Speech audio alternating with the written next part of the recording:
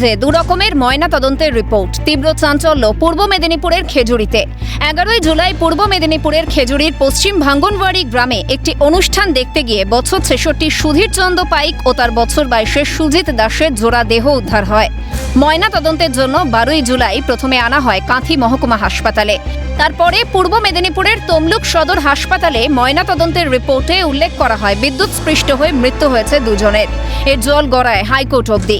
কলকাতা হাইকোর্টের নির্দেশে এসএসকেএমে জোড়া দেহ ময়না তদন্তের নির্দেশ দেওয়া হয়। সেখানে পিটিয়ে খুনের কথা উল্লেখ।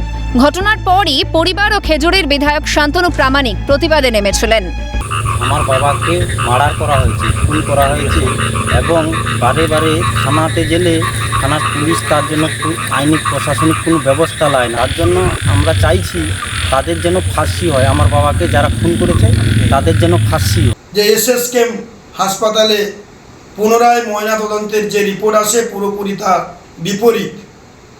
সেখানে স্পষ্ট করে বলা হয়েছে ভারী কোনো অস্ত্র দিয়ে আঘাত করে মেরে ফেলা হয়েছে এবং সঠিক তদন্ত হয়ে যারা প্রকৃত অপরাধী, দোষী, গুন্ডা তারা শাস্তি পাক।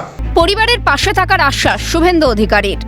খেজুরির কেসে আমরা প্রথম থেকে বলেছি পিঠে দাগ, মাথায় হেড ইঞ্জুরি এগুলো আছে। পরিষ্কার হেড ইঞ্জুরি, পিঠে কাটার দাগ ইত্যাদি পরিষ্কার বলা হয়েছে, যেটুকু আজকের কোর্টের হিয়ারিং এ সামনে এসেছে। ঘটনার দিন দুজনের শরীরে একাধিক আঘাতের চিহ্ন, গলার অংশ কাটা ছিল বলে স্থানীয় সূত্রে খবর। যদিও তারপর বিদ্যুৎ স্পৃষ্টতে মৃত্যু হয়েছে বলে ময়না তদন্তে উল্লেখ ছিল। জানিয়ে ঘনাচ্ছে রহস্য, দুটি মেডিকেল কলেজে কিভাবে দুই রকমের ময়না তদন্ত রিপোর্ট এলো? তাহলে কি কোনোভাবে খুনের ঘটনাকে ধামাচাপা দেওয়ার চেষ্টা? পূর্ব মেদিনীপুর থেকে বিনোদ মণ্ডলের রিপোর্ট, ক্যালকাটা নিউজ।